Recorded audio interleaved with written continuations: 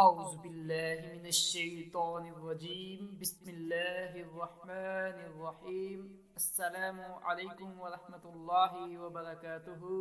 آج کا سوال ہے کہ اگر جنابت کا علم نماز کے بعد ہو اور نماز پڑھ لیں تو پھر کیا کریں؟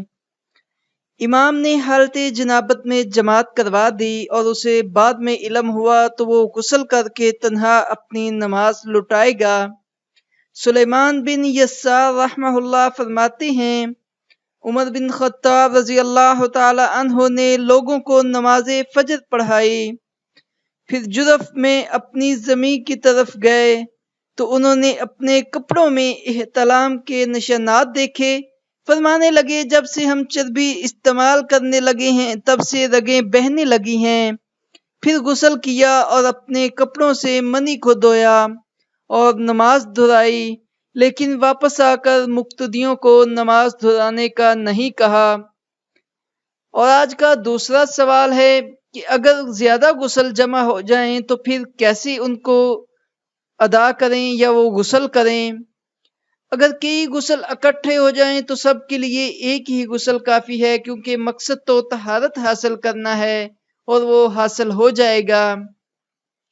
سب سے پہلا غسل ہے غسل مستحب۔ متعدد صورتوں میں غسل کرنا مستحب یعنی افضل ہے۔ جمعہ کا غسل، میت کو غسل دینے سے غسل، عیدین کا غسل۔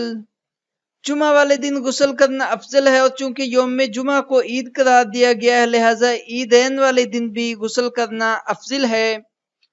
احرام کا غسل، احرام باندھتے وقت غسل کرنا مسنون ہے۔ سیدنا زید بن ثابت رضی اللہ تعالی عنہ فرماتے ہیں، میں نے نبی صلی اللہ علیہ وسلم کو دیکھا کہ آپ نے احرام باندھنے سے پہلے غسل کیا۔ مکے میں داخل ہوتے وقت غسل، مکہ مکرمہ میں داخل ہوتے وقت غسل کرنا مسنون ہے۔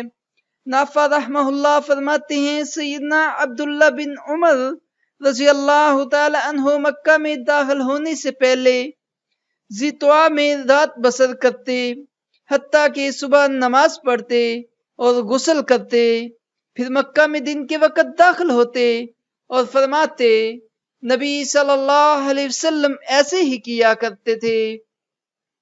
ان ویڈیوز کو، ان معلومات کو، ان دین کے علوم کو صدقہ جاریہ سمجھتے ہوئے دوسروں تک ضرور پہنچایا کریں۔ جزاک اللہ۔